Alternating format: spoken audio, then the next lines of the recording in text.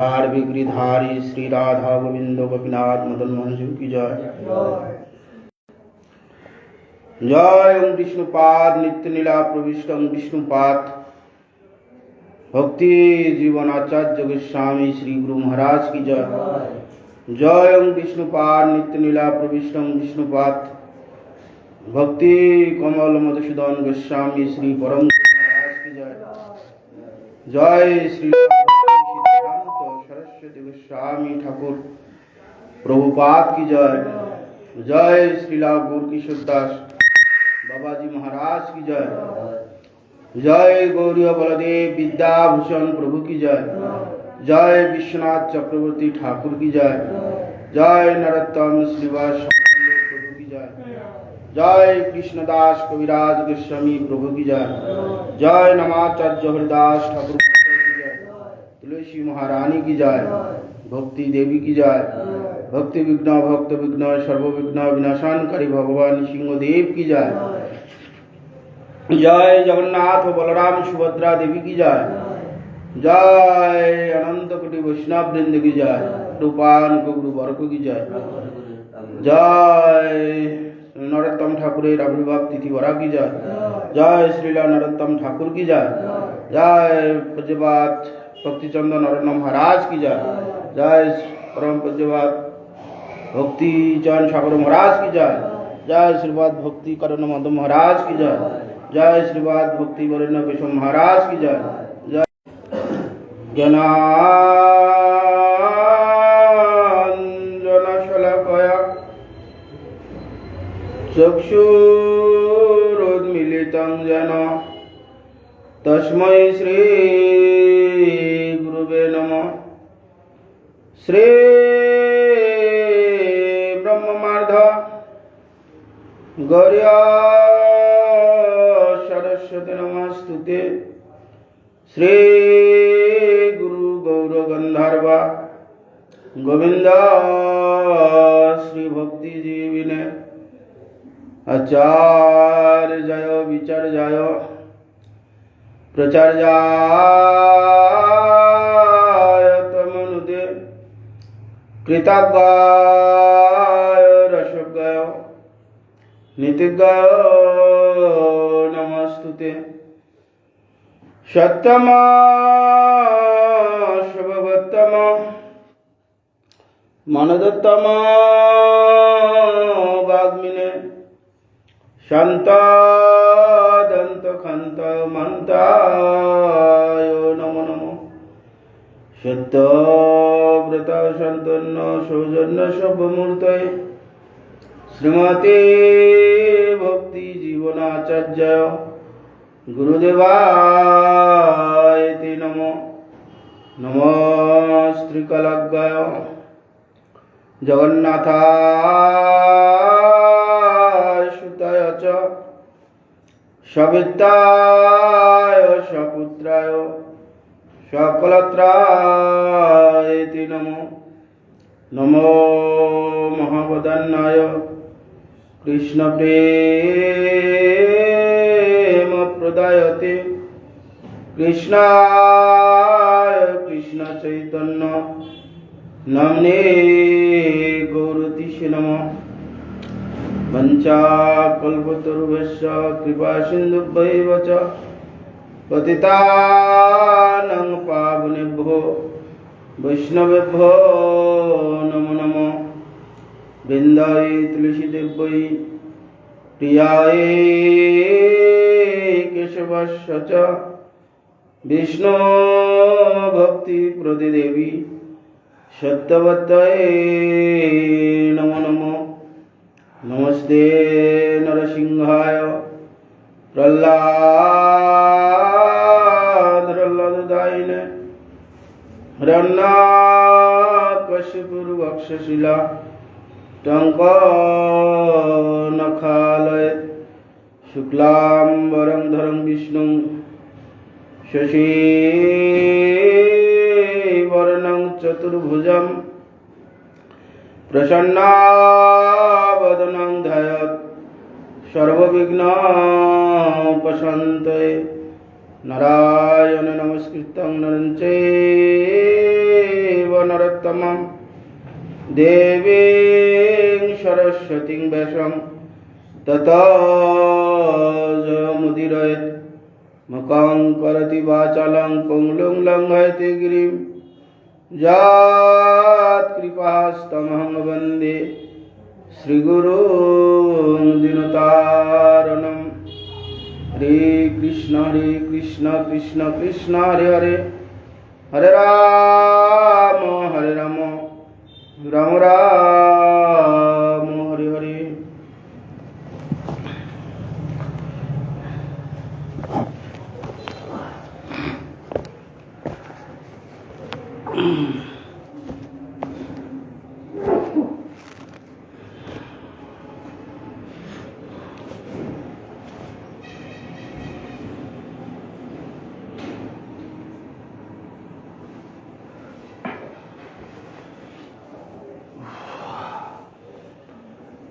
आज হচ্ছে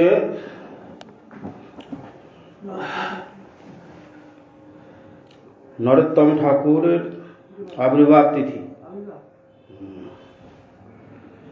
আর হচ্ছে মাঘী পূর্ণিমা। অতি পবিত্র একটা দিন। যারা মাঘ মাসে কল্পবাস করেছে তারা এই দিনে সমাপ্ত করে গঙ্গা যমুনা সরস্বতী। তিন হচ্ছে মিলনস্থান হচ্ছে এলাহাবাদ। আগে প্রয়াগে কল্পবাস, অক্ষয় পুণ্য লাভ হয়। মাঘ মাস সব সাধু সন্তগণ, পুণ্যার্থী ব্যক্তিগণ এলাহাবাদে গঙ্গার তীরে 3 বেলা স্নান করে গঙ্গার ধারে শয়ন করে থাকে। হবিষ্যান্ন করবে, অক্ষয় পুণ্য লাভ হবে। আজকে সমাপ্ত করবে। আর আজকের দিনে কলিযুগ সূচনা হয়েছিল। কলিযুগ যে পড়েছে সূচনা হয়েছিল, এই জন্যে বিশেষ তিথি। বছরের মধ্যে আমাদের 3টা মাস অতি পবিত্র মাস, বৈশাখ মাস, মাঘ মাস, কার্তিক মাস। এই 3টা মাস অতি পবিত্র। তার মধ্যে সর্বোত্তম হচ্ছে কার্তিক মাস। সেই জন্য এই মাঘ মাস, বৈশাখ মাস হচ্ছে পুণ্যদায়ক মাস। বৈশাখ মাসে তুলসী সেবা 1 মাস, বিষ্ণু ভক্তি লাভ হবে। এই মাঘ মাসে কল্পবাস, বেশিরভাগ পুণ্যার্থীরা এই মাঘ মাস করে থাকে। গোটা মাঘ মাস স্নান করে আদি করে কেউ করলে অক্ষয় পুণ্য লাভ হবে। এই জন্যই অতি পূর্ণ মাস। এই আজকের দিনে অনেক জায়গায় হরিনাম সংকীর্তন, অষ্টপ্রহর, চৌপ্রহর ইত্যাদি ইত্যাদি সব শুরু হয়। পুণ্যদায়ক মাস। তার মধ্যে কৃষ্ণের ফুলদোল উৎসব। প্রত্যেক পূর্ণিমায় তো ভগবান রাস করতেন। এটা ফুলদোল উৎসব। ভগবানকে ফুল টুল দিয়ে বিভিন্ন রকম গোপীগণ সাজাতেন এই রাসে। প্রত্যেক পূর্ণিমায় ভগবান কৃষ্ণচন্দ্র রাস করতেন। এটা হচ্ছে ফুলদোল রাস। এইভাবে আজকের একটা বিশেষ দিন। এই দিনে মহাপ্রভুর প্রিয় পার্ষদ নরোত্তম দাস ঠাকুর তিনি অবতীর্ণ হয়েছিলেন। ভগবানের প্রতি কত সুন্দর সুন্দর কীর্তন কীর্তন করেছে। সেই নরোত্তম ঠাকুর আকুমার ব্রহ্মচারী সর্বতীর্থদর্শী পরম ভাগবততম শ্রীলা নরোত্তম দাস আকুমার ব্রহ্মচারী ছিলেন। তিনি বিবাহ আদি করেননি, সর্বতীর্থ দর্শন করেছিলেন। তীর্থে দর্শন করলে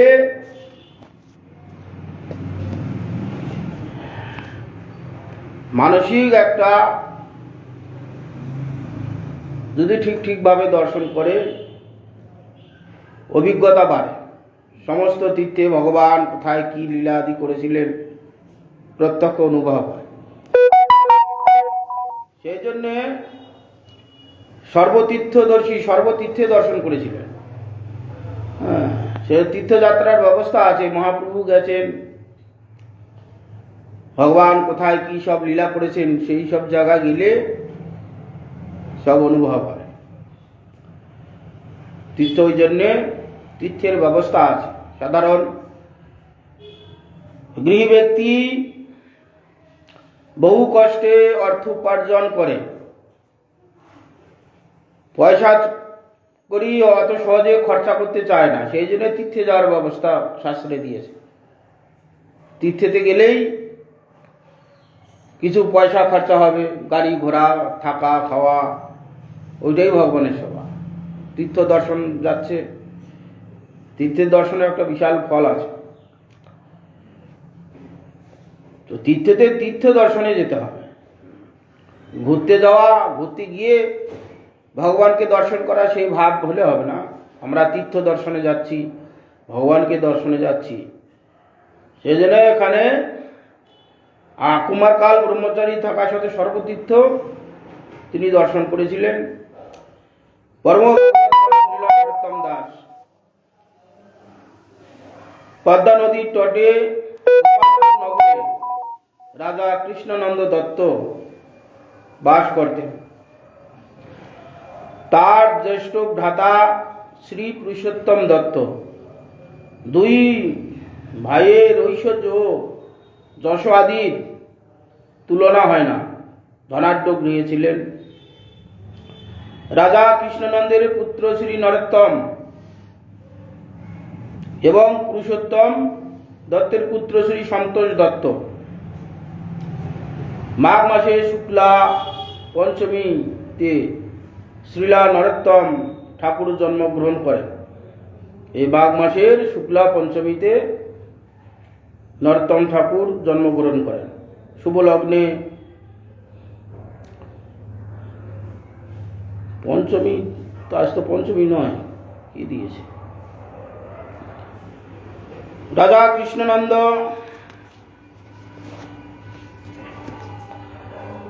আনন্দে বহু জন দান করেছেন।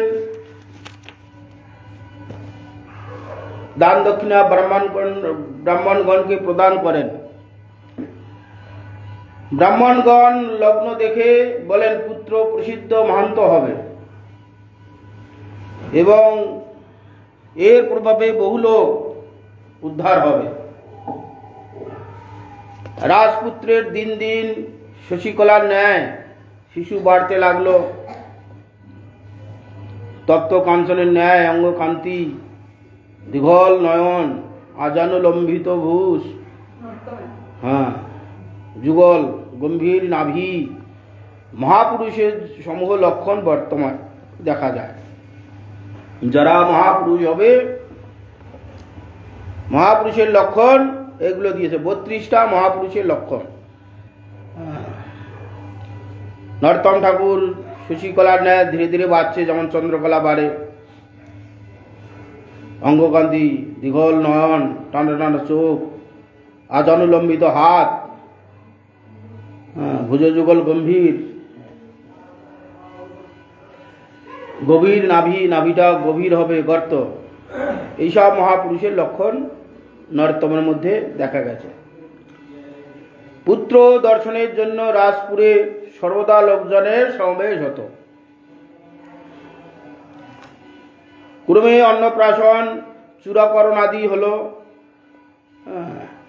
আগে আমরা দেখি অন্নপ্রাশন, চূড়াকরণ, নামকরণ, তারপরে উপনয়ন, এগুলো 10টা সংস্কার আছে হতো। এখন তো চূড়াকরণ আদি হয় না, নামকরণও হয় না। ও একটা আছে, নামকরণ আছে। প্রথমে গর্ভধান, তারপরে পুংসবন, তারপরে হচ্ছে নামকরণ ব্রাহ্মণ দিয়ে পূজা আদি করে নামকরণ করা হতো, দেখেছি ওগুলো। তারপরে চূড়াকরণ, অন্নপ্রাশন, তারপরে চূড়াকরণ একটা কর্ম আছে, অতটা আর মনে নেই, আছে আমরা দেখেছি। এইসব হলো চূড়াকরণ আদি। পুত্রের কল্যাণের জন্য শ্রীকৃষ্ণনন্দ বহু দান ধ্যান আদি করলেন।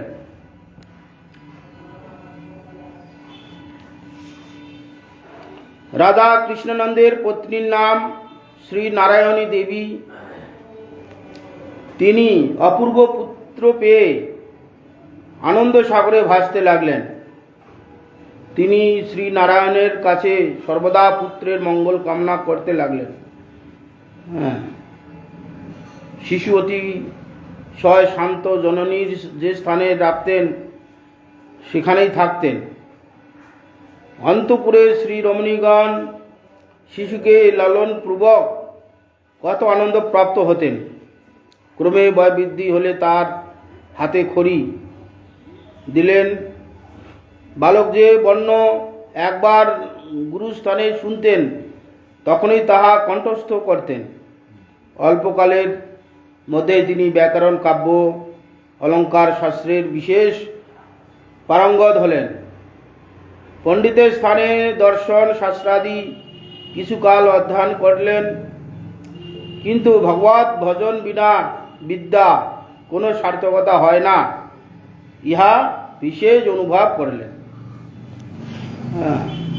যে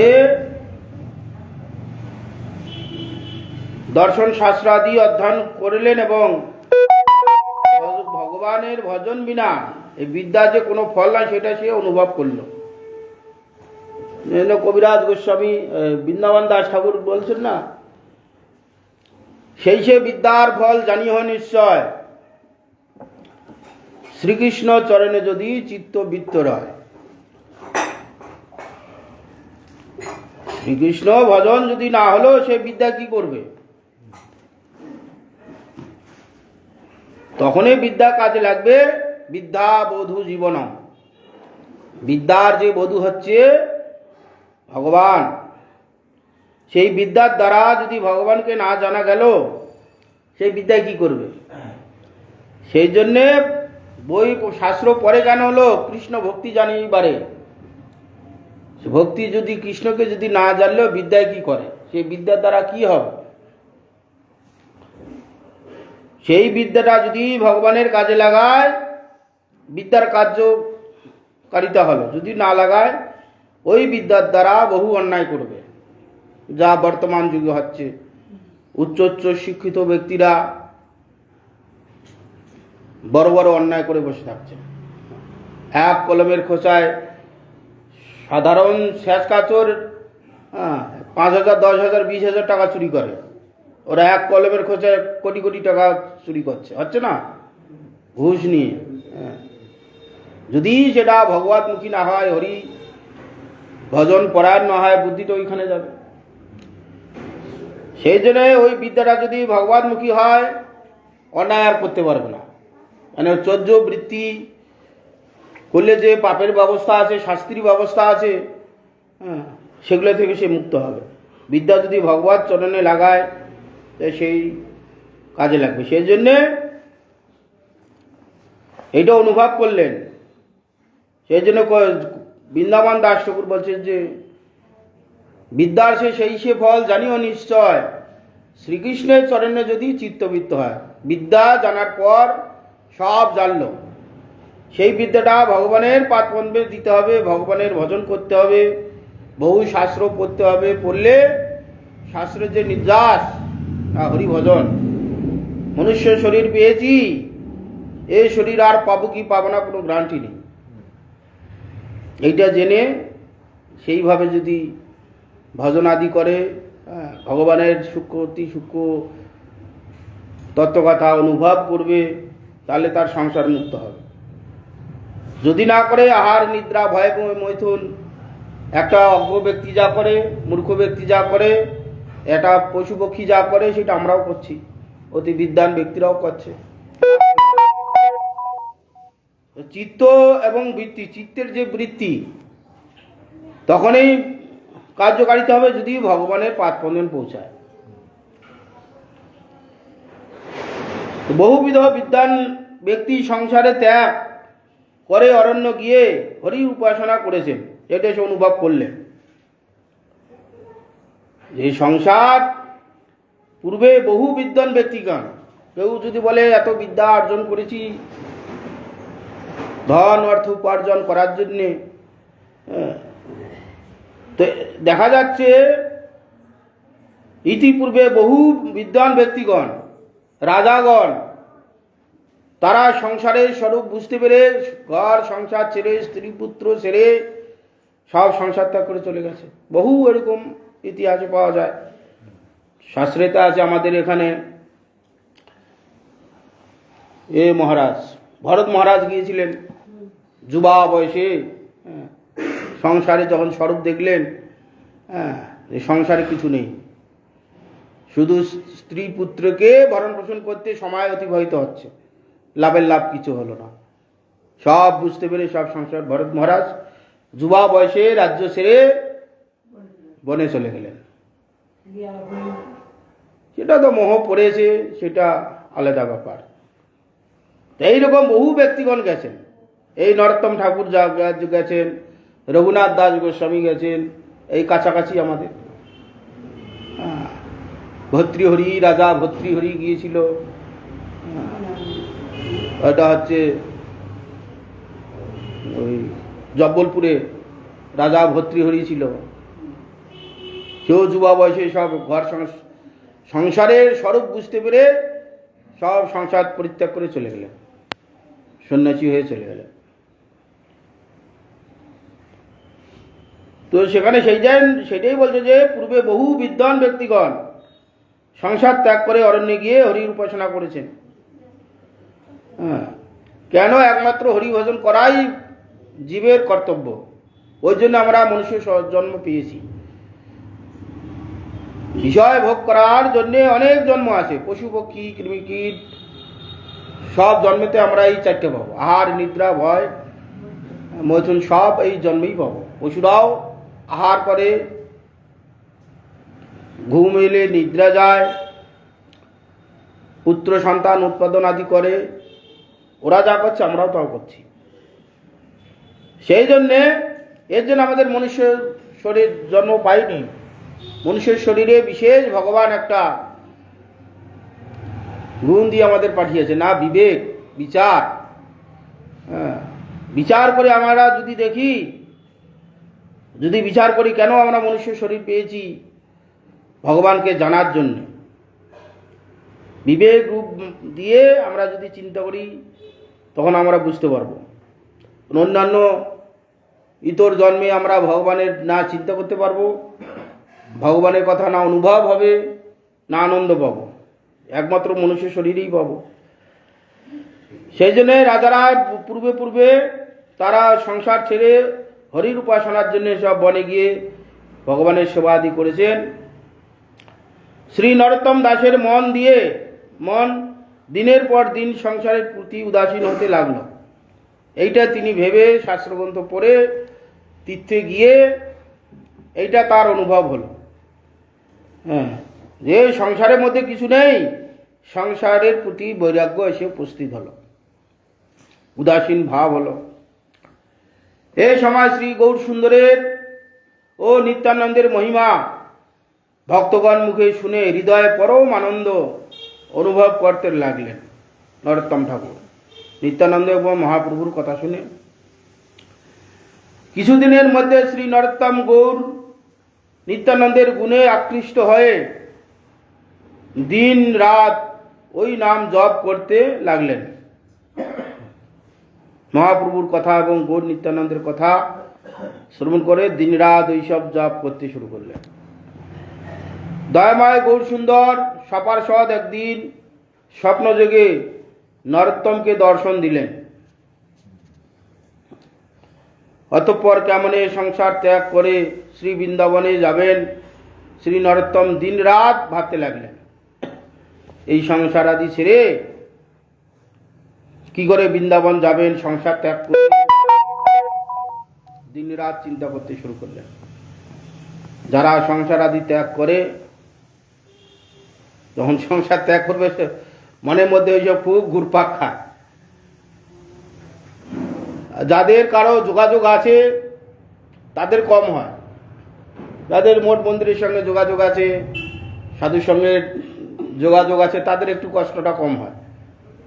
যারা একাই কি করে সংসার ছাড়বো, সংসার ছেড়ে গেলে কোথায় কি থাকবো, ভীষণ মনের মধ্যে আলোড়ন হয়। সেটা তো অনুভব করেছি। হ্যাঁ, কারণ আমি যখন ছোটবেলা থেকে ভাবতাম যে সংসার ছাড়বো, সংসার ছাড়বো, সংসার থাকবো না, আমাদের মতো সাধু সন্ত নেই, কোনো সাধু সঙ্গ করতে পারতাম না। কখনো কখনো কোনো সেই মানে ভিক্ষুক বৈরাগী যেত বছরে আধবার, তারাও সেই গৃহী, ঘর সংসার আছে, তারা ভিক্ষা করতে আসতো। কি করে সংসার ছাড়বো, সংসার ছাড়লে কি করে, কোথায় থাকবো, কোথায় খেতে পাবো, কে আমাকে থাকতে দেবে। বহুদিন মনের সঙ্গে লড়াই করছি, এই সংসার ছাড়া, পিতামাতাকে ছেড়ে গেলে পাপ হবে, পিতামাতার শরীর পেয়েছি, এদের সেবা না করলে অপরাধ হবে, কত চিন্তা হতো দিনের পর দিন। মনের সঙ্গে লড়াই করতে করতে একদিন ভগবান সব ব্যবস্থা কপাট খুলে দিলেন। তো হয়, সবারই এরকম হয়, যারা সংসার ত্যাগ করে কোনটা ঠিক কোনটা বেঠিক, কোনটা করলে পাপ হবে কি পূর্ণ হবে, এই সেটা ঠিক করতে বহু সময় লাগে। আর যাদের যোগাযোগ আছে, যেমন আমাদের মঠ মন্দিরে যেখানে প্রসার আছে, সেই সব এলাকার লোক এসে হরিকথা শুনছে, আগে থেকে তার প্ল্যাটফর্মটা তৈরি হয়ে যাচ্ছে, শুনছে, শুনে শুনে একটা অভ্যাস। না, শাস্ত্র বলছে সংসার ছেড়ে চলে গেলে কোনো অপরাধ হবে না, যদি হরি ভজন করার জন্য এসে যায় কোনো পাপ হবে না, শাস্ত্রের ব্যবস্থা আছে। শুনে শুনে তার একটা সরগল হয়ে যায়। হঠাৎ কোনো সাধুসঙ্গ হয়নি আর সংসার তার বৈরাগ্য এসেছে, সেখান থেকে বেরিয়ে আসা খুব কঠিন, বুঝতেই পারে না। আমারে কত মানে 7-8 বছর শুধু ওই হয়েছে, ঘর থেকে মাঝে মাঝে পালিয়ে চলে যেতাম, অচেনা জায়গায় গিয়ে চুপচাপ বসে থাকতাম। বাড়ির লোককে খুঁজে খুঁজে খুঁজে খুঁজে, আবার তখন তো মোবাইল ছিল না, এসে দেখতাম বাড়ির লোক কান্নাকাটি করছে। এইসব কাণ্ড কারখানা হয়ে তারপরে এতদিনে এইসব একটা জায়গায় এসে সেটেল হয়েছি। ঠিক তো তুমি এখানেও নরোত্তম ঠাকুরের তাই হয়েছে, সবারই হয় এটা। যাদের সঙ্গে যোগাযোগ সাধু সন্তের সঙ্গে আছে, হরিকথা আগে থেকে শুনছে, সব ব্যবস্থা যোগাযোগ হয়ে আছে, ঘর ছেড়ে দেবো, মঠে গিয়ে বাস করব, তাদের ব্যাপারটা আলাদা, যোগাযোগ হয়ে আছে। তো এইভাবে ভাবতে ভাবতে দিন রাত অতিবাহিত হতো নরোত্তম ঠাকুরের। হরি হরি কবে মোর বৃন্দাবনবাসী, নয়নে নিরখিব যুগলের উপর আসি। এইভাবে নিরন্তর ভাবতেন, চিন্তা করতেন নরোত্তম দাস ঠাকুর। এই বলে শ্রী নরোত্তমের সর্বদা গাইতে লাগলেন, বিষয়ে প্রতি ভোগ বিলাস প্রতি। শ্রী নরোত্তমের বৈরাগ্য দেখে রাজা কৃষ্ণানন্দ নারায়ণী দেবী নানা করতে লাগলেন। বিষয়ের প্রতি উদাসীন রাজপুত্র সমস্ত ভোগ ত্যাগ করে দিয়েছে, কোনো রকম জীবনযাত্রা। সাধারণ লোক খাওয়ার জন্যে আজ এটা খাচ্ছি, কাল এটা খাচ্ছি, এবেলায় এরকম খাবো, ও বেলায় ওরকম খাবো, সবসময় চিন্তা থাকে, খাওয়ার জন্য ব্যস্ত। এই সব ভোগ বিলাস ছেড়ে দিয়ে তার তো মন অন্য জায়গায় আকৃষ্ট হয়ে আছে, কবে সংসার ছেড়ে বৃন্দাবন চন্দ্রের পাদপদ্ম লাভ করবো, নিরন্তর সেই চিন্তায় আছে। পুত্রের এইরকম বৈরাগ্য দেখে পিতা মাতার চিন্তা হচ্ছে, এই পুত্র তো এত ভোগের ব্যবস্থা আছে, রাজপুত্র, খাওয়া দাওয়া ভোগ বিলাসের তো কোনো অভাব নেই, সব ছেড়ে দিয়ে বৈরাগ্য জীবনযাত্রা করছে, এই পুত্র সংসারে থাকবে কি থাকবে না, এই চিন্তা পিতামাতার মনে হচ্ছে, হয় সব পিতামাতারই হয়। এইটা হচ্ছে পিতামাতা চিন্তা করতে লাগলেন। বিষয়ে বৈরাগ্য হবে, বহু জন্মের যদি স্বীকৃতি থাকে, সহজে তো হবে না, কোটি জন্মের থাকে যদি সৌভাগ্য, বিষয় ছেড়ে হয় বৈরাগ্য। এই যে কারো বৈরাগ্য এসে উপস্থিত হবে, হ্যাঁ, খুলে দাও ওইটা, খুলে দিন। হ্যাঁ, কোটি জন্মের সৌভাগ্য থাকলে বিষয়ের প্রতি বৈরাগ্য আসবে। ওই বৈরাগ্য একদিন ভগবানের পাদ পদ্মে নিয়ে যাবে। পুত্র যাতে সংসার ত্যাগ না করে যেতে না পারে, তার জন্য কিছু লোক পাহারায় নিযুক্ত করলেন। এরা বুঝতে পারছেন যে ছেলের যা ভাব দেখছি, এ ছেলে সংসারে থাকবে না, সংসার ছেড়ে চলে যাবে। সেই জন্যে কিছু লোক সব সময় নজরে নজরে নরোত্তম ঠাকুরকে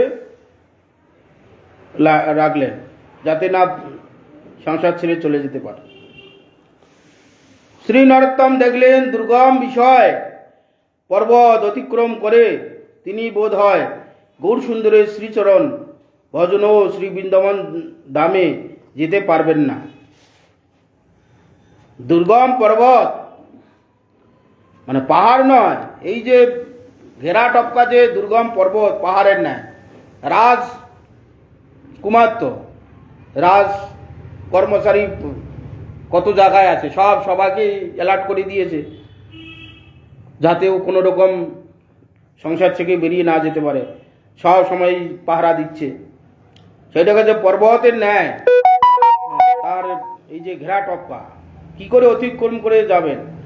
মনে হয় যা আমাকে এরা ঘিরে রেখেছে, তত্ত্বাবধানে রেখেছে, বোধহয় আমার আর গৌর সুন্দরের চরণ ভজন করা বা বৃন্দাবন ধাম যেতে বোধহয় আর পারবো না, এগুলোকে অতিক্রম করে। যেদিকে যাবে সে রাজ কর্মচারী তাকে লক্ষ্য রাখছে, কোথায় যাচ্ছে, কার সঙ্গে সঙ্গ করছে, কি করছে। নিরুপায় ভাবে কেবল শ্রী গৌর নিত্যানন্দের কাছে কৃপা প্রার্থনা করতে লাগলেন। নরোত্তম ঠাকুর ভগবানের কাছে নিরন্তর প্রার্থনা করতে লাগলেন, হে প্রভু, কিভাবে এই সংসারের হাত থেকে উদ্ধার হব? সংসারের বেড়াটপকা কি করে পেরোবো? এটা হয়, সাধারণ লোকের তো হয়, রাজপুত্রের আরো কত হবে, কত চতুর্দিকে তার তো কর্মচারী। এদেরকে ফাঁকি দিয়ে বেড়ানো কথা অতি সহজ নয়। এর হয়েছিল, রঘুনাথ দাস গোস্বামীরও হয়েছিল।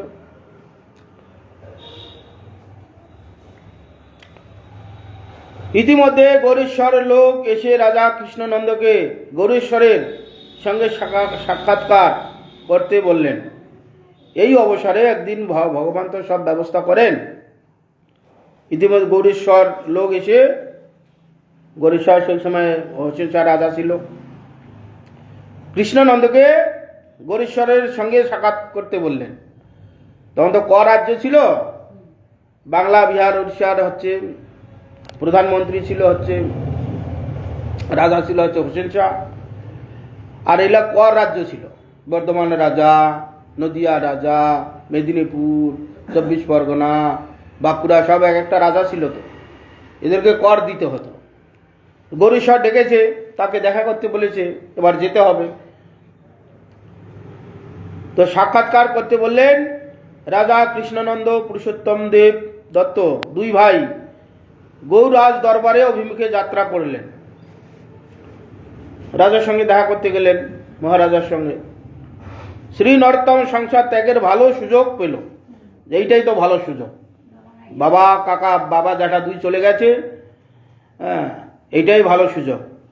তখন জননীর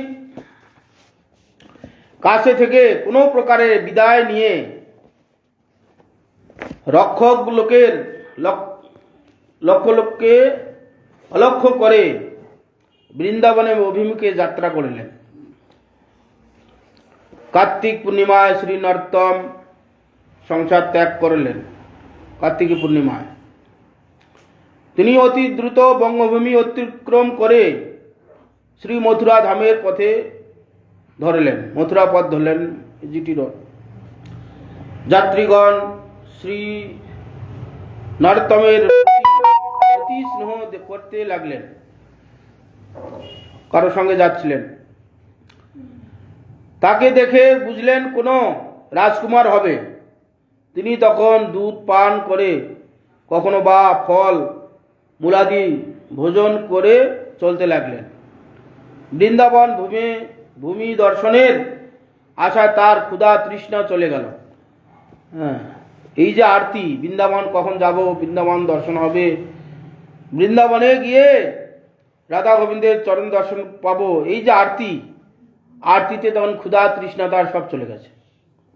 স্থানে স্থানে লোকমুখে শ্রী গৌর নিত্যানন্দের মহিমা শুনে তাদের শ্রীচরণে চিন্তায় বিভোর হয়ে পড়লেন। চলতে চলতে পতিত পাবন নিত্যানন্দ প্রভুর শ্রীচরণ প্রার্থনা করতে লাগলেন। আর কবে নিতাই চাঁদ করুণা করিবে, সংসার বাসনা মোর কবে তুচ্ছ হবে। বিষয় ছাড়িয়া কবে শুদ্ধ হবে মন, কবে হাম হেরব মধুর বৃন্দাবন। এই সব নরোত্তম ঠাকুরের কীর্তন তিনি আরতি করে ভগবানকে সবসময় জানাতেন। আর কবে নিতাই চাঁদ করুণা করিবে, কবে নিতাই চন্দ্রের করুণা হবে। নিতাই চাঁদের করুণা হলে সংসার বাসনা তুচ্ছ হবে।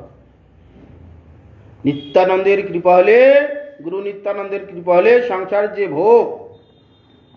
ভোগ বাসনা তুচ্ছ হয়ে যাবে। তখন সেগুলোকে তুচ্ছ মনে হবে। সংসার কিছু নয়, সংসারের যে বিষয় ভোগ, সেই ভোগ চলে যায়। পুত্র কন্যা হবে, পুত্র কন্যাকে মানুষ করব, নাতিপুতি হবে, এই যে ভোগ পিপাসা সব তুচ্ছ হয়ে মন শুদ্ধ হয়ে সেই মন বৃন্দাবন চন্দ্রের প্রতি আকৃষ্ট হবে। মনটা আমাদের এগুলোতে আকৃষ্ট হয়ে আছে। কতটুকু আমরা মন দিতে পারি? যেটুকু আমরা হরিভজন করি, সাধারণত গৃহী লোক সংসারটাকে বজায় রেখে যেটুক সময় পাই সেইটুক ভগবানকে দিই। পুত্র কন্যাকে তাদের সমস্ত কিছু সুষ্ঠুভাবে রেখে বাকি যেটুকু মন থাকে সেইটুকু মন ভগবানকে দিই। যখন ভগবত কৃপা হবে, গুরু গোবিন্দের কৃপা হবে, সব মনটাই ভগবানেরতে দেবে। সংসার নির্বাহ করতে গিয়ে যতটুকু দরকার পুত্র কন্যাকে স্নেহ লালন পালন কর্তব্য বোধে হবে। তখন পুত্র কন্যা মানুষ করবে, সংসার করবে, সংসারে সমস্ত কার্য হবে, তখন সেটা ধারাবাহিক হবে। উদ্দেশ্য হবে ভগবান, গৌণ হবে সংসার, এইরকম হবে। এটা কি করে হবে? না, নিত্যানন্দের কৃপা হলে তবেই হবে। নিত্যানন্দের কৃপা ব্যতীত হবে না। বিষয় ছাড়িয়ে কবে শুদ্ধ হবে মন, কবে হাম হেরব মধুর বৃন্দাবন।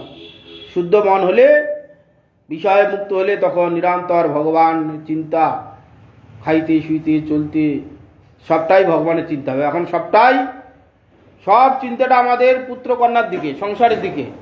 সারাদিন কাজ করছে কিসের জন্য? না, পুত্র কন্যা ভালোভাবে থাকবে। সারাদিন পরিশ্রম করছে অর্থের জন্য। অর্থটা কি হবে? না, পরিবারকে সুখী রাখবে। পুত্র কন্যা সুখী থাকবে, ভালো খাবে, ভালো পড়বে, নিরন্তর ভালো ভালো রান্না হবে। ভালো ভালো রান্না হলে সেই পুত্র কন্যা খেয়ে সুখী হবে। নিরন্তর এই চিন্তা হচ্ছে। চিন্তাটা তখন ঘুরে যাবে না, ভগবানের উত্তম উত্তম বস্তু, ভগবানের রন্ধন হবে, ভোগ হবে, ভগবান সুখী হবে। ভগবান সুখী হলে আমরা সুখী হব। তখন এই চিন্তাটা আসবে। এইসব মনে তখন ভগবত উপলব্ধি হবে, ভগবানের চিন্তা নিরন্তর আসবে, তখনই ভগবান অনুভব তার চিত্তে হবে।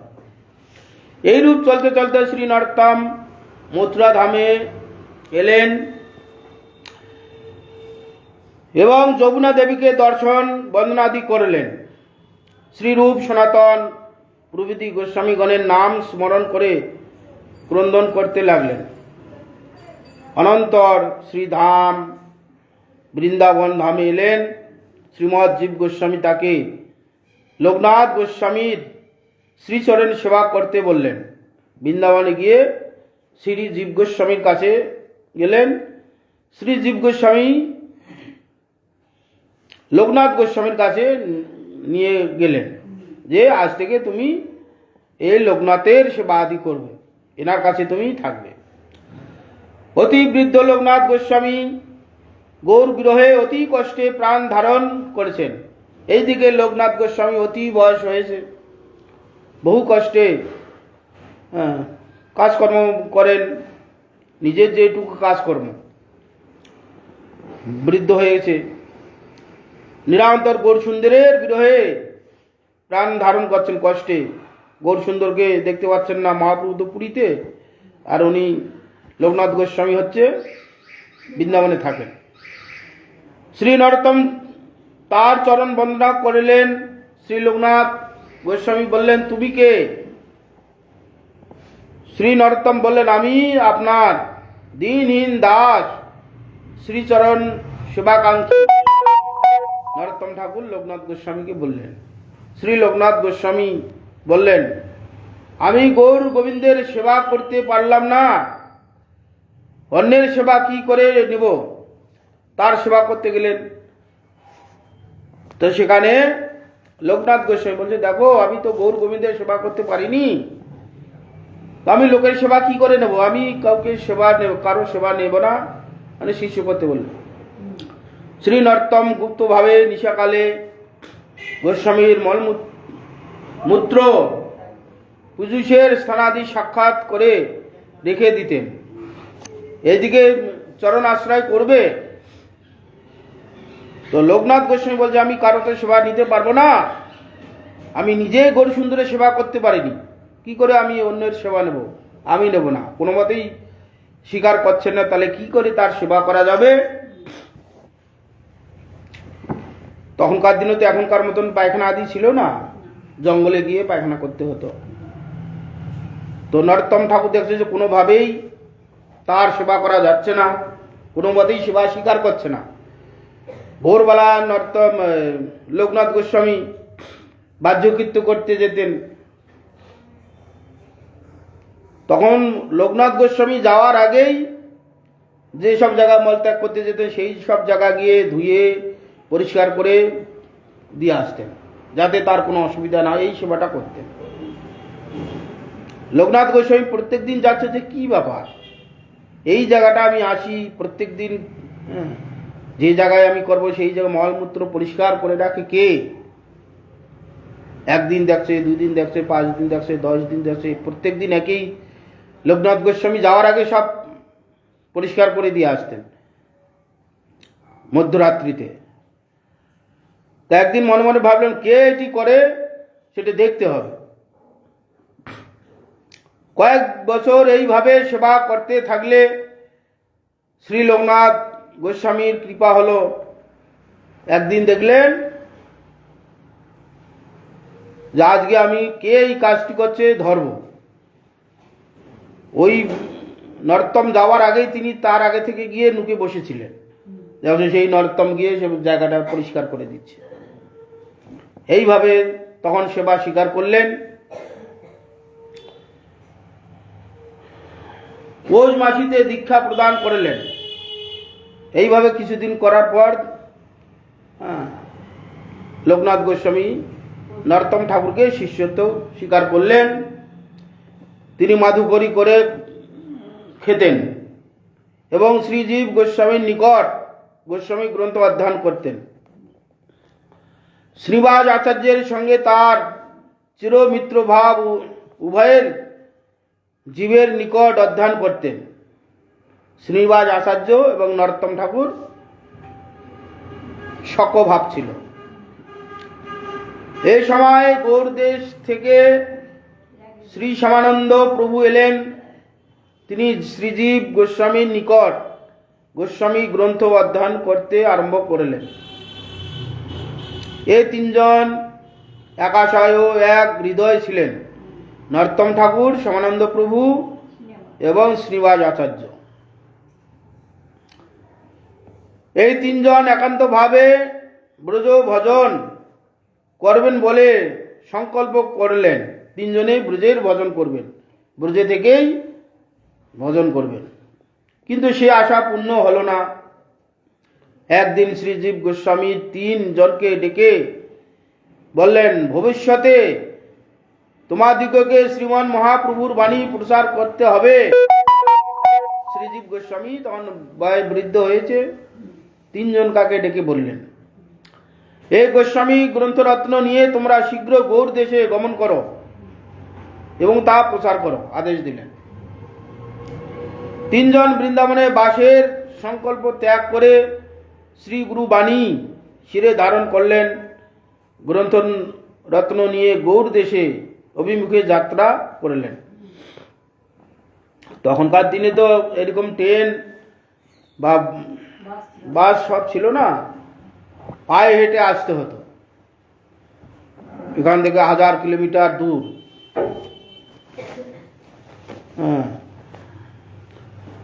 এই গ্রন্থরত্ন নিয়ে গৌড় অভিমুখে যাত্রা করলেন গাড়িতে। চলতে চলতে বন বিষ্ণুপুরে প্রবেশ করলেন। এই যে বাঁকুড়া বন বিষ্ণুপুর, বীরহাম্বি রাজা এখানে দ্বিতীয় বৃন্দাবন করে রেখেছিলেন। বন বিষ্ণুপুরে রাজা দস্যু দলপতি বীর শ্রী বীরহাম্বির রাত্রে সেই গ্রন্থ রত্নসমূহ হরণ করলেন। রাতে গ্রন্থ রত্ন না দেখে শিরে যেন বজ্রপাত হলো। বীরহাম্বিরের ছিল মহাদস্যু, বহু ভক্তকে মেরে, মানুষকে মেরে হত্যা করে তার সর্বস্ব লুট করে নিতে। সেখানে তার হাত গণিতা লোক ছিল। প্রত্যেক রাত্রে কে পার হচ্ছে সেই গণক বলে দিত, কার কাছে কি ধন রত্ন পেরিয়ে সব জানতে পারতেন। সেই অনুযায়ী গুন্ডা সব রাখা ছিল, যে রাস্তা দিয়ে যাবে তাকে ধরে তার সর্বস্ব লুট করে নিতেন। বেশি যদি জুদাজুদি করতেন তাহলে তাদের মেরে নিয়ে করতেন, সব মেরে দিয়ে প্রাণে হত্যা করতেন। এইরকম বীরহাম্বি রাজা ছিলেন। তো ওরা গ্রন্থ নিয়ে যাচ্ছে, গ্রন্থরূপ রত্ন হাত গণিতার হাতে উঠেছে, যে বহু রত্ন পেটিকা আসছে, সোনা দানা তারা ভাবছে। কিন্তু এই যে গ্রন্থে যে মহাপ্রভুর বাণী, ভগবানের যে বাণী, এই জড় জগতের রত্ন থেকে অনেক বেশি দামি। এইসব রত্ন পাবে কোথায়? ভগবানের এত সুন্দর রূপ গুণের কথা, তত্ত্বর কথা, এগুলো পাবে কোথায়? হাত গণিতের কাছে সেই উঠেছে যে বহু গ্রন্থ রত্ন পেটিকা আসছে। রাত্রে এরা গাড়ি থামিয়ে সেখানে শুয়েছে, ঘুমিয়ে গেছে, আর সব বইগুলো সব চুরি করে নিয়ে চলে গেছে রাজার লোক, বীরহাম্বিরের লোক। দুঃখিত অন্তঃকরণে চতুর্দিকে অনুসন্ধান করতে লাগলেন। খবর পেলেন রাজা বীরহাম্বির গ্রন্থ হরণপূর্বক গুহা রাজগৃহে সংরক্ষণ করেছে।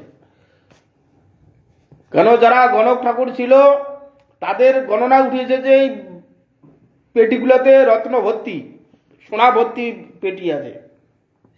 ওরা তো খুলে দেখেনি, গণকার বলে দিয়েছে। গাড়ি এসে ওখানে দাঁড়িয়েছে, রাত্রে শুয়েছে। এরা যারা সঙ্গে ছিল ওই পেটিগুলো নিয়ে সব রাজগৃহে নিয়ে চলে গেছে। সেখান থেকে যে কেউ চুরি করে আবার চোরগান নিয়ে যাবে সে উপায় নেই, তাহলে ওদের গদ্দান যাবে। রাজবাড়িতে নিয়ে গেছে। তখন পেটিগুলো খুলে দেখে কোথায় সোনা দানা, সব দেখছে গ্রন্থ। কি করবে? গ্রন্থ তার তো দরকার নেই, সেগুলো রাজবাড়িতে এক জায়গায় রেখে দিয়েছে। এইদিকে শ্যামানন্দ প্রভু আর নরোত্তম ঠাকুর এরা সব খুঁজছে, যে কাণ্ড করে আমরা নিয়ে এলাম বৃন্দাবন থেকে, এত কষ্ট করে পেটিকা ভর্তি গ্রন্থ নিয়ে এলাম, সেখানে এখানে চুরি হয়ে গেল, তাহলে প্রসার কি করে করব? খুব মর্মাহত হলেন। শ্রী শ্যামানন্দ প্রভু উৎকল অভিমুখে এবং নরোত্তম খেতুরির দিকে যাত্রা করলেন এবং শ্রীবাস আচার্য গোস্বামীর গ্রন্থ রাজগৃহ থেকে উদ্ধার করার মানসে তথায় অবস্থান করতে লাগলেন।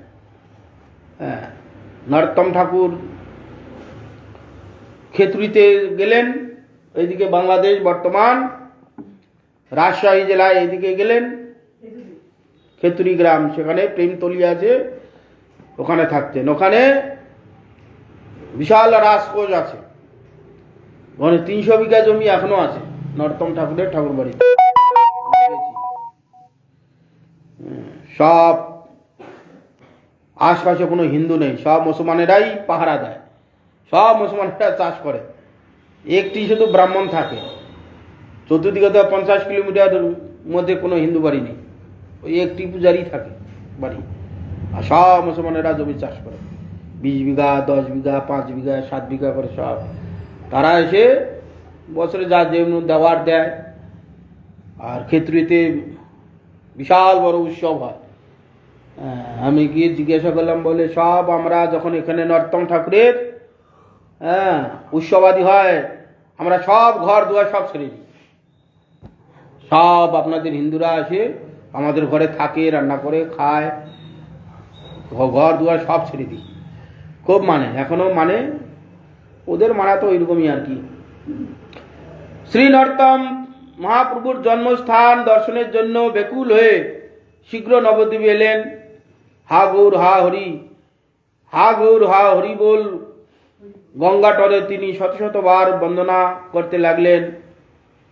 একটি বৃক্ষ তলে উপবেশন করলেন এবং কোথায় প্রভুর জন্মস্থান, কি করে দর্শন পাবো ভাবতে লাগলেন।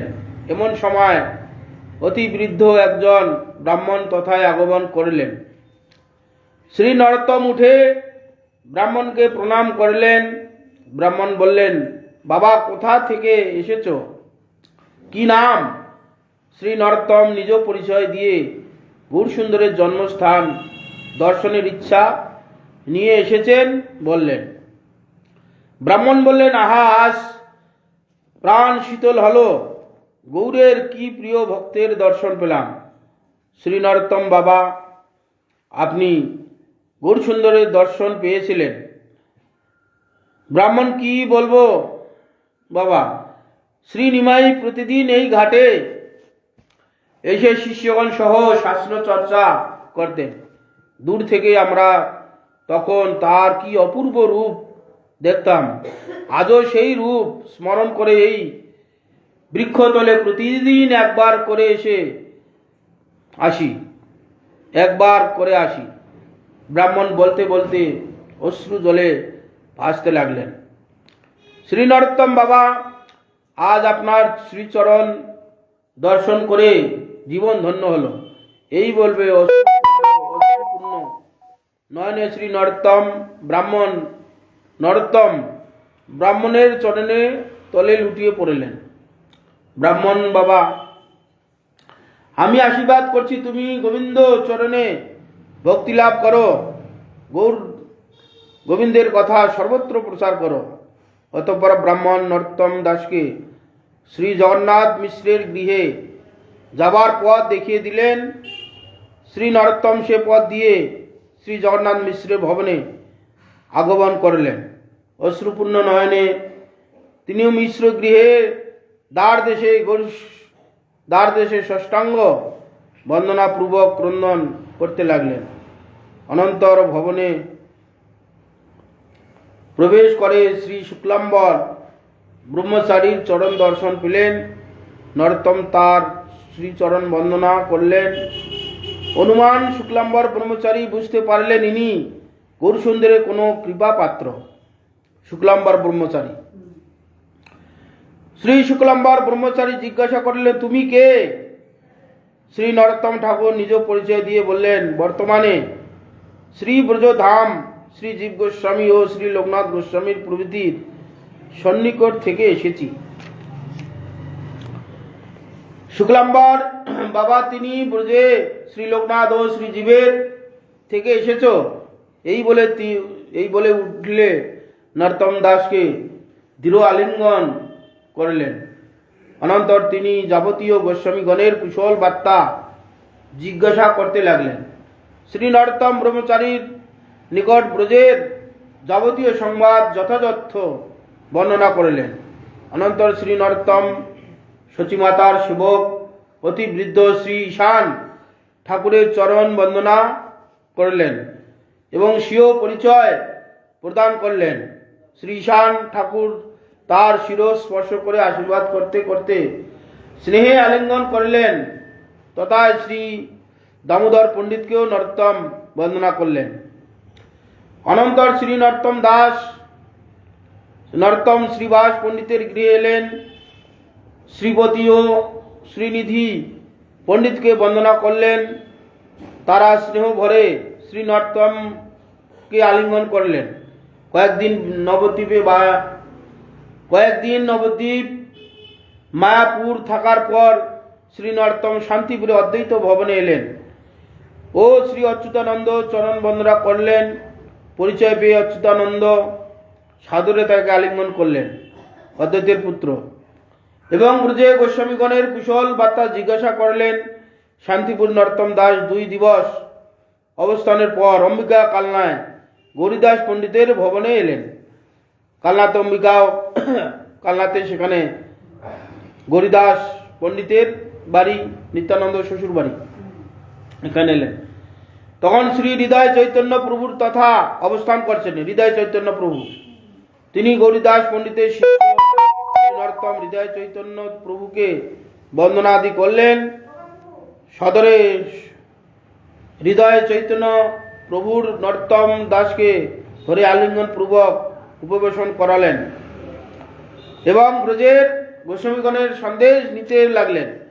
একদিন অম্বিকা কালনাতে শ্রী নরোত্তম ঠাকুর তথায় থাকার পর গঙ্গা, যমুনা ও সরস্বতী মিলনস্থলী সপ্তগ্রামে এলেন।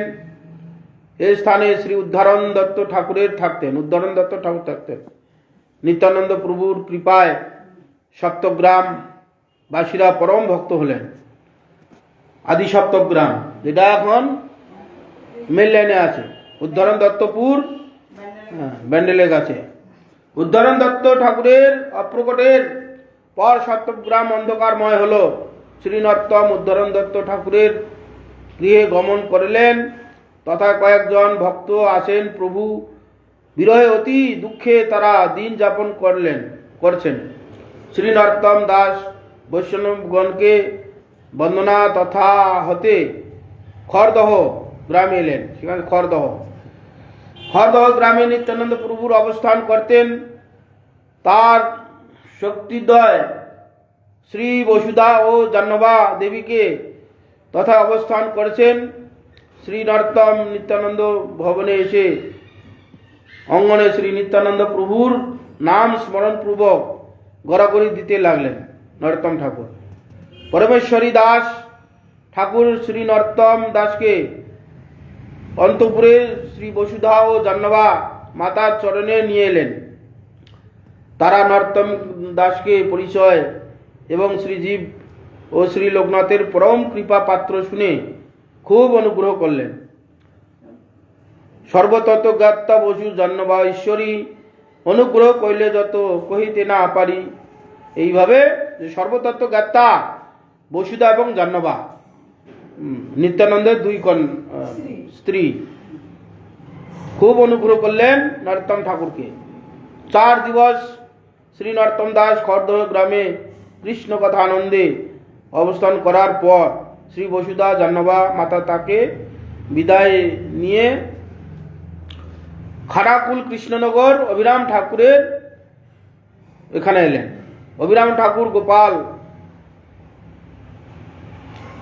অভিরাম গোপাল ঠাকুরের আলয়ে এলেন। শ্রী নরোত্তম দাস তার শ্রীচরণে বন্দনা করলেন। এখানে খানাকুল কৃষ্ণনগর অভিরাম ঠাকুর তৎকালীন ওই চাবুক যাকে একবার স্পর্শ করতে তার কৃষ্ণ প্রেম হতো।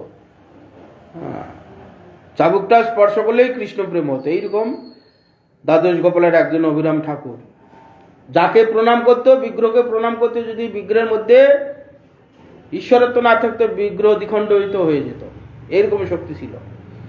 আমরা কয়েকবার দর্শন করে এসেছি। জিজ্ঞাসা করেছিলাম, চাবুক আছে, এখন চাবুক কেউ বলতে পারে না। আমি জিজ্ঞাসা করেছিলাম একবারে, তখন প্রায় 80 বছর বয়স, একজন বৃদ্ধ বসে আছে ব্রাহ্মণ, যে অভিরাম ঠাকুর তো চাবুক আছে, চাবুকটা একবার দেখাতে পারবেন? বলছে, বাবা আমরাই দেখিনি, আমাদের বাবা ঠাকুর দাদারা এরকম লোক আসতো, দেখতে চেয়ে তো খুলে দেখিয়েছিল, তা হাত যেই দিতে গেছে সব ছিটকে পড়ে গেছে, স্পর্শ করার ক্ষমতা নেই। সব ধাক্কা মেরে ফেলে দেয়। তো সেই থেকে আমরা আর কেউ ছুঁই না, ওই বাক্সবন্দি আছে। যাকে এরকম স্পর্শ করেন তার কৃষ্ণ প্রেম হতো। শ্রী নরোত্তম দাস তার শ্রীচরণ বন্দনা করলেন এবং তিনি গৌর নিত্যানন্দের বিরহে অতি কষ্টে দিন যাপন করছেন। নরোত্তম ঠাকুর এটা এদেরকে দেখলেন। বাহ্য দশা প্রায় সময় থাকে না। শ্রী নরোত্তম তার এরূপ দশা দেখে বহু ক্রন্দন করলেন। অভিরাম ঠাকুরের গোপীনাথ বিগ্রহ অপূর্ব দর্শন, নরোত্তম দাস বিগ্রহ দর্শন করে বহু স্তব তুতি করলেন। এক দিবস অভিরাম গোপাল ভবনে অবস্থান করলেন। স্থানের পর তার অনুমতি নিয়ে নরোত্তম দাস নীলাচল অভিমুখে যাত্রা করলেন। শ্রী নরোত্তম দাস ঠাকুর প্রভু পরিকর গণের স্মরণ করতে করতে শীঘ্র নীলাচলে এলেন। পুরীতে শ্রী গোপীনাথ আচার্যের প্রভৃতি ভক্তগণ শ্রী নরোত্তমের পথ নিরীক্ষণ করেছিলেন। এমন সময় শ্রী নরোত্তম উপস্থিত হলেন। নরোত্তম শ্রী গোপীনাথ আচার্যের চরণে দণ্ডবোধ করতেই আচার্য তাকে আলিঙ্গন করে বললেন, অদ্য তুমি আসবে আমাদের মনে হচ্ছিল। শ্রী নরোত্তম ব্রজবাসী গৌর দেশবাসী ভক্তগণের যাবতীয় সংবাদ প্রদান করেন। তখন কেউ বৃন্দাবন থেকে এলে তাদের মুখে বাঙালিরা যারা বৃন্দাবনে বাস করছেন তাদের খবরাখবর পেত। আবার কেউ বাংলা থেকে গেলে যারা বৃন্দাবনে বসবাস করছেন বাংলার কে কোথায় আছে, কিভাবে আছে, কে দেহ সেরেছে, কেউ সশরীরে এখন আছে, তারা এইসব সংবাদ পেত। আগে তো এইসব ছিল না, মোবাইল ছিল না, পেপার ছিল না, টেলিফোনের যুগ ছিল না। তখন লোক যাওয়া আসা করলে খবরাখবর হতো। ভক্তগণ নরোত্তম দাসকে পেয়ে পরম সুখী হলেন। তাকে নিয়ে শ্রী জগন্নাথ দেব দর্শনে গেলেন। শ্রী জগন্নাথ, বলরাম ও শ্রী সুভদ্রা দেবীকে দর্শন করে নরোত্তম বহু স্তবতুতি দণ্ডবোধ করতে লাগলেন। তারপর শ্রী হরিদাস ঠাকুরের সমাধি পীঠে এলেন। নরোত্তম প্রেমে মূর্ছিত হয়ে পড়লেন। তথা হতে শ্রী গদাধর পণ্ডিতের গৃহ আগমন করলেন। নরোত্তম ও হা গৌর, হা প্রাণ গদাধর বলে উচ্চস্বরে রোদন করতে লাগলেন। তথায় শ্রী গোপীনাথ বিগ্রহ দর্শনে অপূর্ব শ্রী মামু গোস্বামীর ঠাকুরের বন্দনা করতে লাগলেন। তিনি তৎকাল গোপীনাথের সেবা করেছিলেন।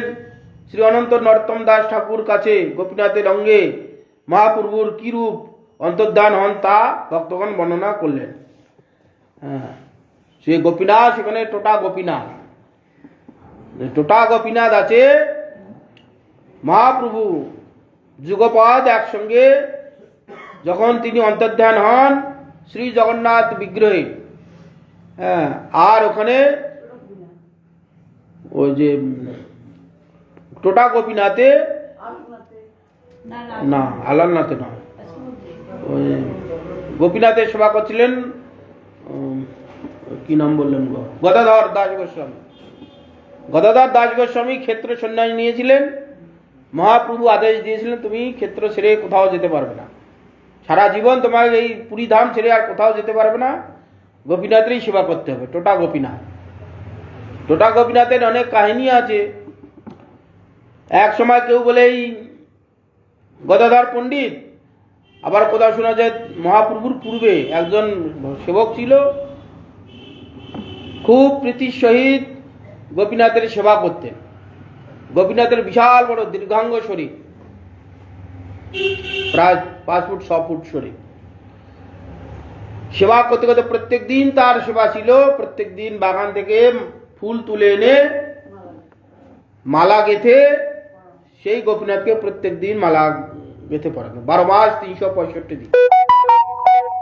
এইভাবে সেবা করতে করতে একদিন বয়স বেড়ে গেছে, আর সেবা করতে পারছে না।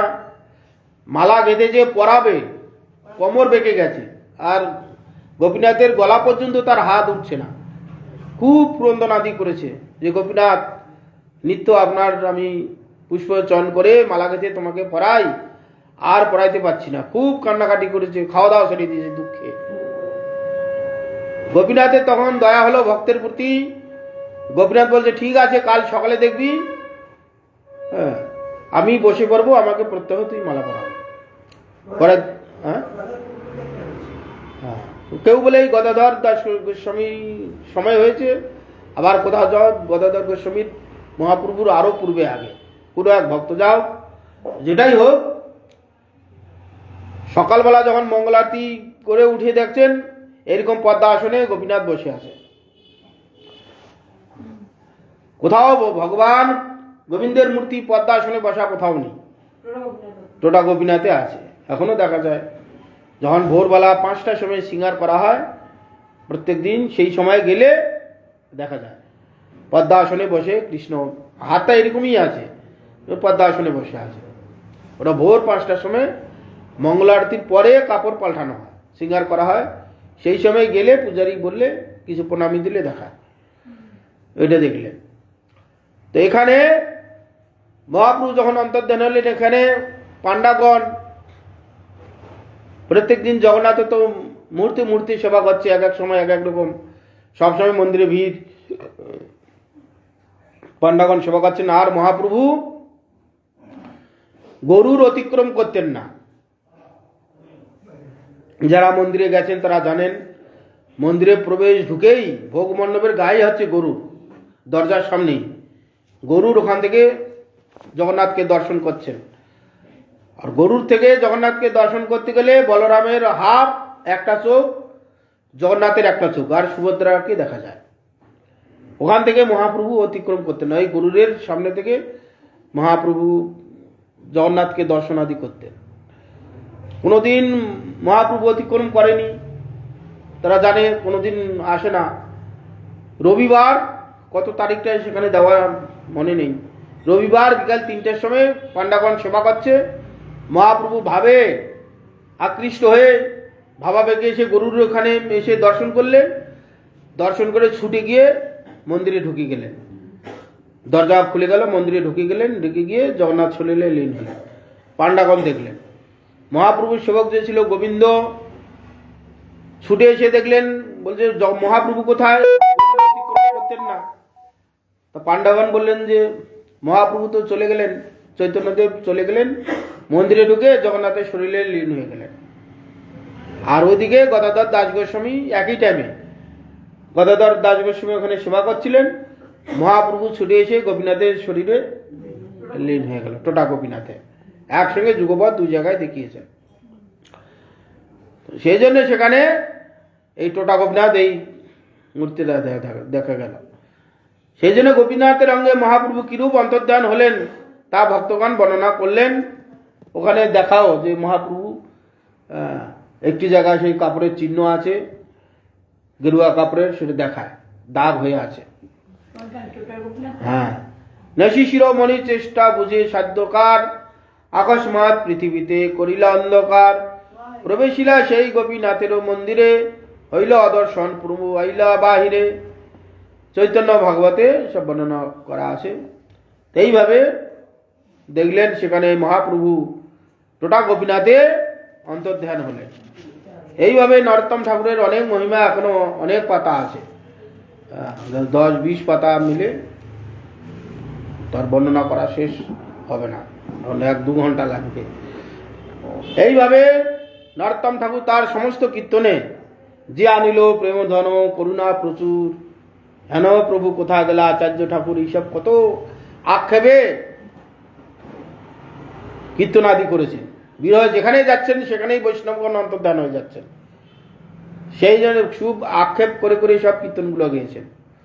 তিনি প্রসন্ন হন, হ্যাঁ, তিনি প্রসন্ন হয়ে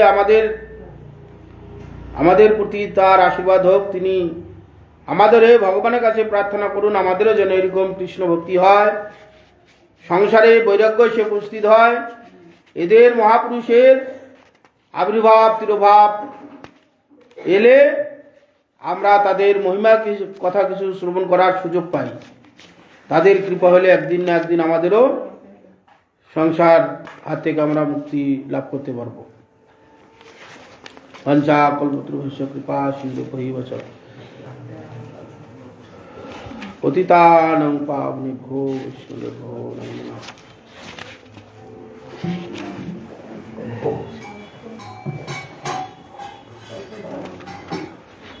কত বাধা দেওয়া আছে।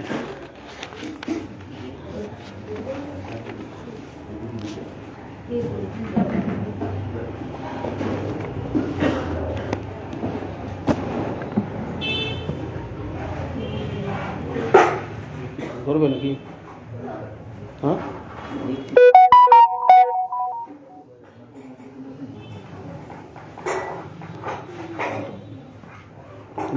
হরি হরি হরে হরে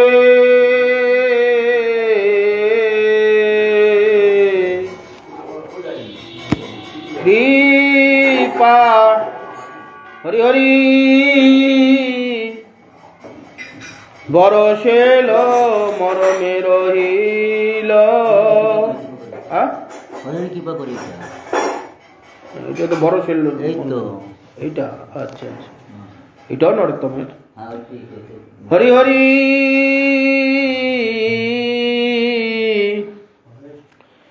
কৃপা করি রাখো নিজ পদে। হরি হরি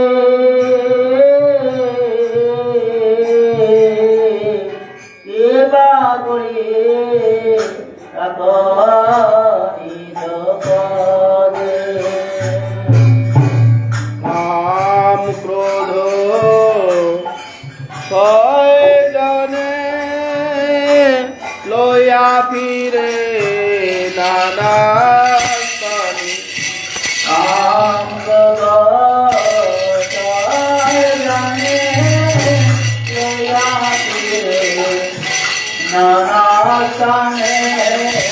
কাম ক্রোধ ছয়জনে লইয়া ফিরে নানা স্থানে। কাম ক্রোধ ছয়জনে লইয়া ফিরে নানা স্থানে। বিষয় গুণ গায় নানা মতে। জয় জয় মতে। বিষয় গুণ গায় নানা মতে। জয় জয় মতে। ওরে আমার দান করে নানা দান। হরি রামায়ণ গান করে নানা অবিলা। ওরে আমার দান করে নানা দান। হরি রামায়ণ গান করে নানা অবিলা। তোমার স্মরণ গেল দূরে। তোমার মরণ গেল দূরে। তোমার স্মরণ গেল দূরে। তোমার মরণ গেল দূরে। হর্ষ লাভ আগে কপট বৈষ্ণব বেশে।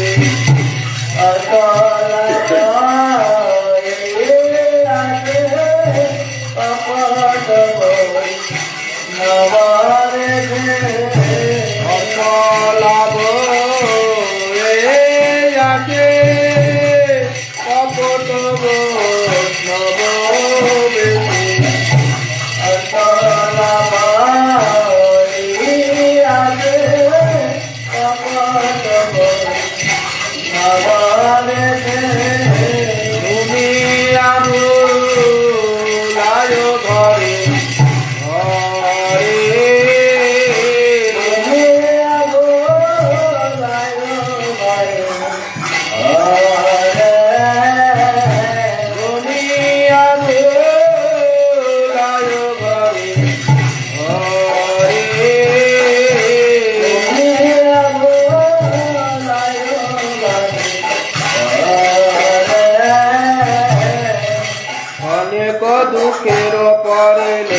রয়েছিলে ব্রজপুরে অনেক দুঃখের পরে রয়েছিলে ব্রজপুরে অনেক দুঃখের পরে রয়েছিলে ব্রজপুরে অনেক দুঃখের পরে রয়েছিলে ব্রজপুরে বাদর মলায় বন্দিয়া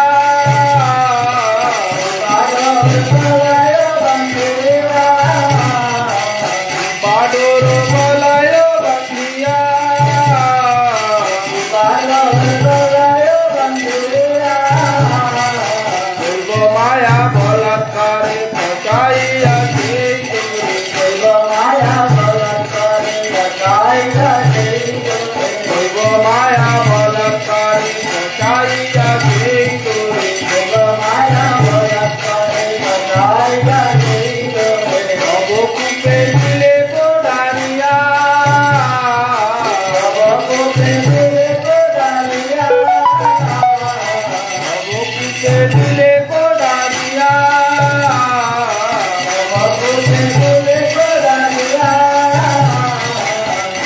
যদি কৃপা করি জনার পেটে ধরি যদি কৃপা করি জনার পেটে ধরি যদি কৃপা করি জনার পেটে ধরি যদি কৃপা করি জনার পেটে ধরি জানিয়া তুলো বোধামে জানিয়া তুলো বদলামে জানিয়া তুলো বোধামে জানিয়া তুলো বদলামে তবে চেয়ে দিয়ে ভালো দুবা পরানো গেল তবে ফিরে ভালো তোমা করানো গেল তবে চেয়ে দিয়ে ভালো দুবা পরানো গেল তবে ফিরে ভালো তোমা করানো গেল হে দীনদাস নরোত্তমে হরে দিনদাস নরোত্তমে হে দীনদাস জনমে হরে দিনদাস নরোত্তমে তবে চেয়ে দিয়ে ভালো দুবা পরানো গেল তবে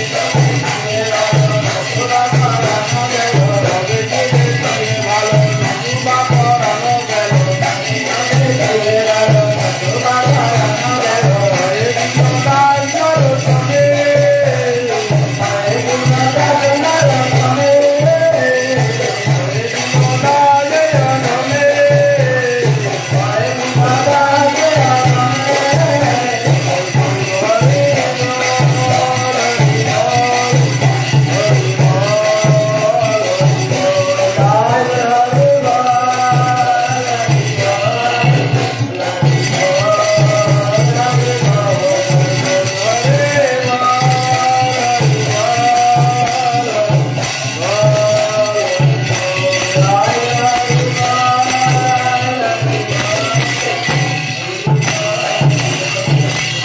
Hare Krishna, Hare Krishna, Krishna Krishna, Hare Hare,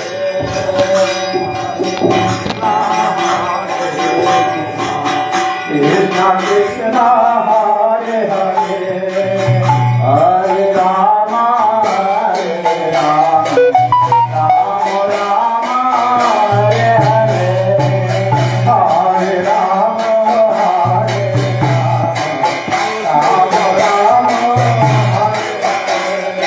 Hare Hare.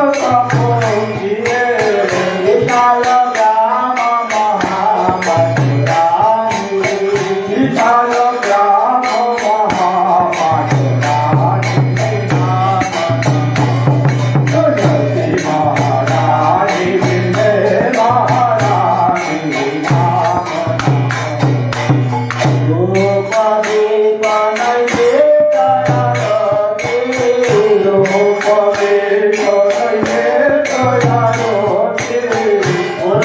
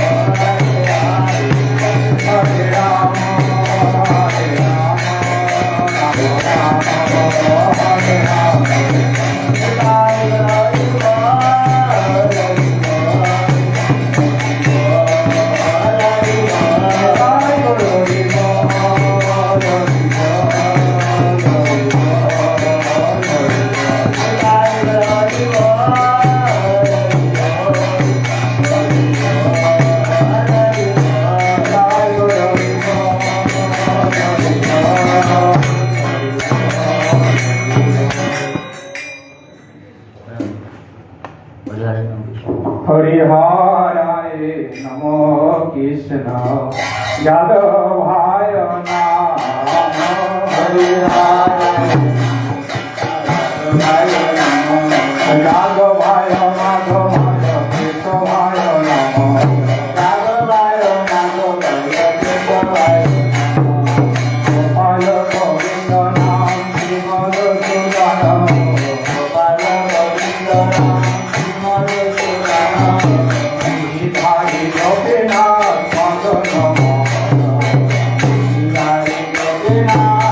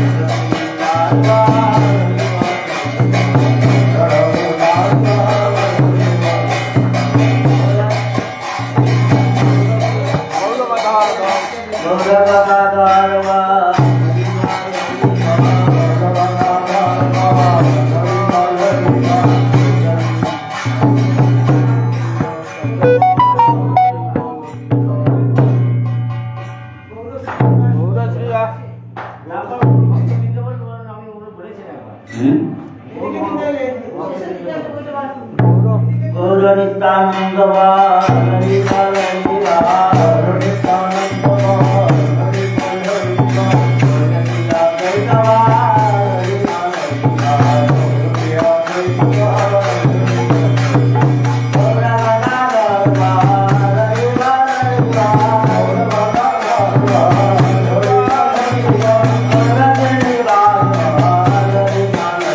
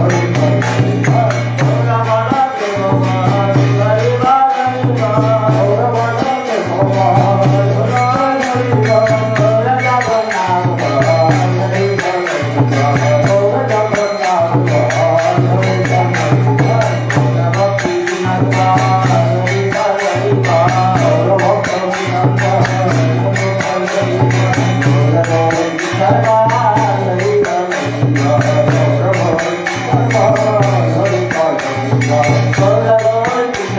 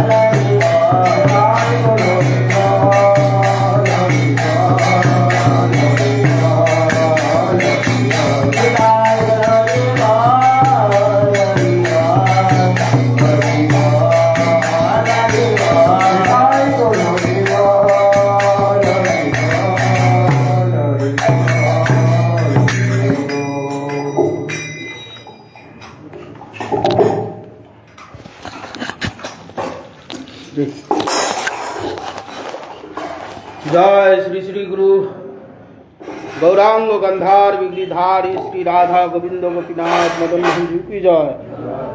जय ओं विष्णुपाद नित्य लीला प्रविष्ट विष्णुपाद भक्ति जीवन आचार्य गोस्वामी श्री गुरु महाराज की जय। जय ओं विष्णुपाद नित्य लीला प्रविष्ट विष्णुपाद भक्ति कमल मधुसूदन गोस्वामी श्री परम गुरु महाराज की जय। जय श्रीला भक्ति सिद्धांत सरस्वती गोस्वामी ठाकुर प्रभुपाद की जय। जय श्रीला गुरु किशोर दास बाबा जी महाराज की जय। जय श्रीला सच्चिदानंद भक्ति विनोद ठाकुर की जय। जय श्रीला वैष्णव सार्वभौम जगन्नाथ दास बाबा जी महाराज की जय।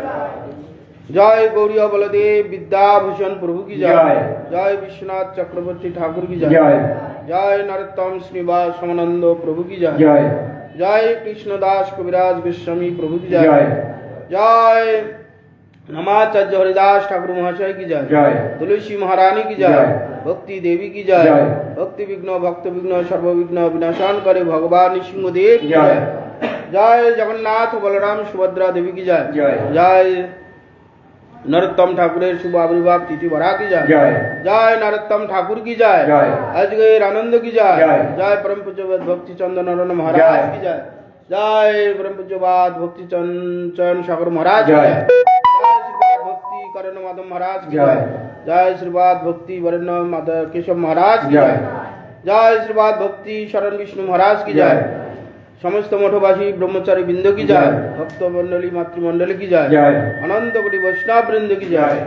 रूपानुग गुरु वर्ग की जय। समागत भक्त वृंद की जय। श्री श्री गुरु गौर प्रमानंदे जय पूज्यपाद भक्तिमान आश्रम महाराज